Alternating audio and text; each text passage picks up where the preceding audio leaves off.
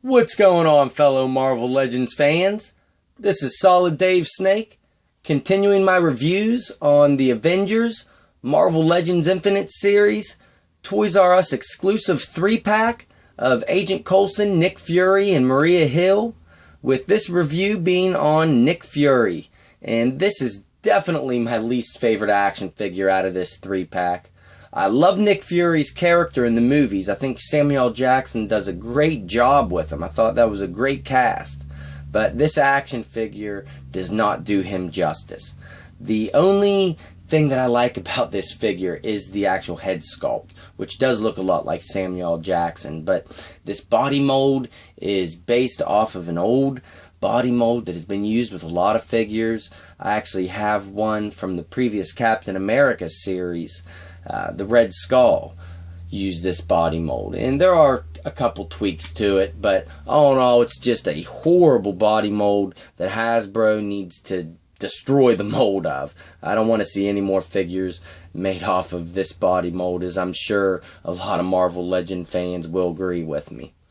And he does come with one accessory that you see in his hand right now, the little silver and blue pistol. There's two of them in this 3-pack, so you can give one to Maria Hill and one to him, or both to him, because he does have two holsters. Move him up here, and you can see this little holster right here on his chest, and it fits real snug in there. And that piece is really nice, actually. That's another thing I like about this figure. If you take off his jacket, you can actually get that chest holster off with the clips on this side. So you can take the jacket off in that if you want. And I could see people breaking this down to use for different customs, especially with that holster piece. It's real nice. And this holster on his hip works real nice too. Holds the gun nice and snug. Fits all the way down in there. So the holsters are nice, but the pistol itself, I don't know why Hasbro has to make all these firearms look fake with these Marvel Legends. I'm not liking that, how they've been doing that lately. Would have just been nice to have gotten this in silver, but oh well. Have to paint it if you want it to look a little more realistic. So let's take a look at Nick Fury up close here. And the one good thing about him is this head sculpt. It is nice. It looks a lot like Samuel L. Jackson. Even has the scars sculpted in there above and below his eye patch. I like that. But I don't like this little defect right there. That looks bad. And a little paint behind the ears. You really have to look out for these Marvel Legends with paint apps. Pretty much all action figures. So all in all, a really good head sculpt, but that is all I really like about this. Once we start going lower, things just start to look awkward, and the articulation really helps with making him look awkward, like his ab crunch right here. If you move it too much, you can see a big gap, and it just looks odd. The way his arms are, you can't get the ball joint all the way down. This is about as far as I can get that arm down, which just looks weird and unnatural out to the side. And what the heck is Nick Fury having this grasped hand for? I mean, with the Red Skull, I could understand holding the cosmic cube and all, but I don't want my Nick Fury with a claw hand like this. Would have been nice to have another hand that could hold a gun. Just like this one, that would have been nice. And the arms, I just think, look awkward overall with the way the articulation is.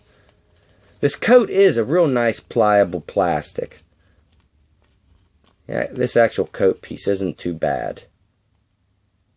And could be used for customizing, just like the holster underneath with a lot of figures. And I hate the way that this body mold's legs are. They just look weird. All kinds of different angles. Just not very good. And I'll just go over the articulation to show you how bad this is. His head is on a ball joint and hinge, which is fine. You get plenty of movement out of it. But the shoulders, you can get them up to 90 degrees, but you can't really get them too far down. They're wanting to pop back up from the jacket if you start to lower it that much. But he does have a cut at the bicep, which will rotate all the way around. He's got double jointed elbows, which look awkward with the coat. And a peg and a hinge at the wrist, which will rotate and hinge it out, in and out. And that ab crunch is horrible.